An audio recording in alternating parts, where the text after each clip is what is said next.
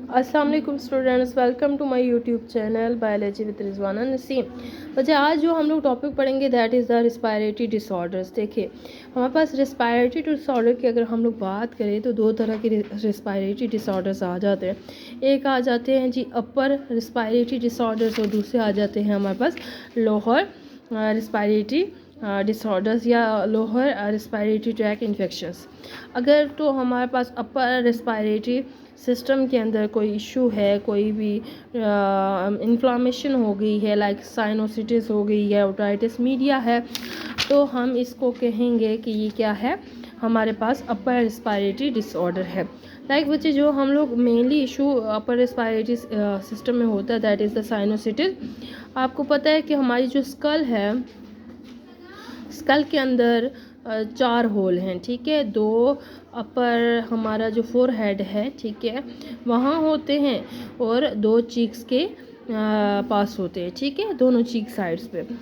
अब यहाँ पे ना हमारा म्यूकस डिस्चार्ज होता रहता है, लेकिन बाज़ औक़ात को किसी भी इशू की वजह से, किसी बैक्टीरिया की वजह से, किसी वायरस की वजह से ये जो हमारे पास साइनोसिस होते हैं ये ब्लॉक हो जाते हैं। तो हमारा जो फ्लूइड होता है, म्यूकस होता है, वो इन साइनसेस के अंदर ट्रैप हो जाता है, जिसकी वजह से ये जर्म्स बाहर नहीं निकल सकते, ये म्यूकस बाहर नहीं निकल सकता और आपको बड़ा ही स्वेयर किस्म का हेडेक होता है, ठीक है।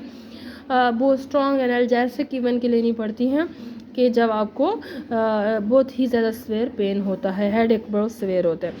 तो बच्चे अगर हम लोग काजेज़ की बात करें तो बेसिकली काज क्या है, बैक्टीरियल भी काज हो सकती है, वायरल भी हो सकती है। It may be a bacterial infection और अ वायरल इन्फेक्शन।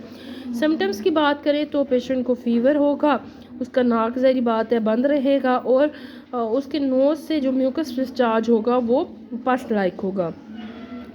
बंदे का नाक बिल्कुल बंद हो जाता है, उसको बिल्कुल स्मेल नहीं आ रही होती और फेशियल पेन, इवन के हेडेक बहुत ही सीवियर किस्म का होता है। और इवन कि आपको ना बार बार ऐसी फीलिंग आएगी कि नाक से आपका जो नेज़ल फ्लूइड है वो आपके फेरिंक्स में जाते हैं और आप स्पिट कर रहे होते हो, ठीक है। तो ट्रीटमेंट यही है कि अगर तो आपको इन्फेक्शन बैक्टीरियल है तो एंटी बैक्टीरियल मेडिसिन यूज़ करें और एंटी वायरल यूज़ करें अगर आपको वायरल इन्फेक्शन है। इसके अलावा अगर आपको साथ में एलर्जी हो जाती है तो एंटी एलर्जिक्स यूज़ करें और डीकंजेस्टेंट्स यूज़ करें। नाक को खोलने के लिए आपको नेज़ल स्प्रे दिए जाते हैं ताकि आपका नाक बंद ना हो और आपको आराम से नींद आ जाए, ठीक है। जब भी आपको ज़ाहिर बात है आपका नाक बंद होता है, आपको ज़ुकाम होता है, तो डॉक्टर्स आपको नेज़ल स्प्रे देते हैं ताकि आपका नाक खुल जाए, ठीक है। नेक्स्ट जो बच्चे आ जाते हैं upper respiratory disorder that is the otitis media. Otitis ITIS का वर्ड जहाँ पे भी यूज़ हो जाए इसका मतलब होता है इन्फ्लेमेशन। तो हमारे पास मिडिल ईयर के अंदर अगर इन्फ्लामेशन हो जाए this is known as otitis media, ठीक है।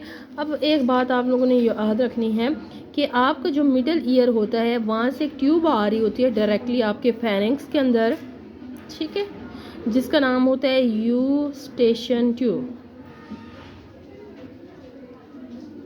ये बच्चे आपके कान को और आपके गले को कनेक्ट कर रही होती है, ठीक है। अब क्या होता है अगर ये ट्यूब ब्लॉक हो जाए तो क्या होता है कि आपके बहुत से बैक्टीरियल ग्रोथ यहाँ पे होने लग जाती है और यहाँ पे बहुत सी पस बनने लग जाती है और ये इन्फेक्शन आपके कान तक फैल जाता है, तो इसको हम ओटाइटिस मीडिया कहते हैं। अब वो मदर जो अपने बच्चों को क्या करती हैं, बिल्कुल स्ट्रेट लटा के, उसके सर के नीचे पिलो नहीं रखती, ठीक है, स्ट्रेट लटा के उनको बॉटल फीडिंग करवाती हैं या ब्रेस्ट फीडिंग करवाती हैं। तो क्योंकि बच्चों की ये जो यूस्टेशन ट्यूब होती है ये हॉरिजॉन्टल होती है और जब अडल्ट हो जाते हैं तो उनकी वर्टिकल हो जाती है। तो बच्चों का ना यहाँ से जब उनके गले से दूध जा रहा है तो वो यूस्टेशन ट्यूब के अंदर भी थोड़ा थोड़ा जा रहा होता है, जिसकी वजह से यहाँ इन्फेक्शन रहता है।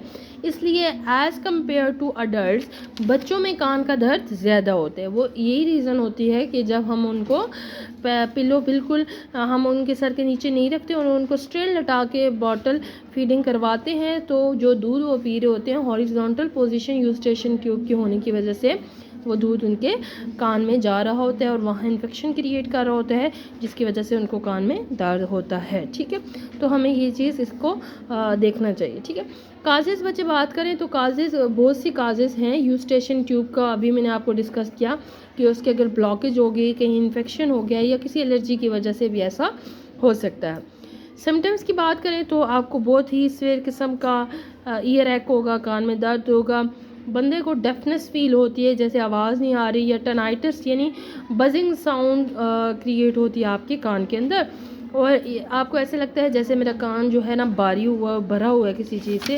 इरिटेबिलिटी होती है। फीवर तो कॉमन होता है, आपको पता है जब भी पेन होता है तो फीवर तो लाजमी होता है।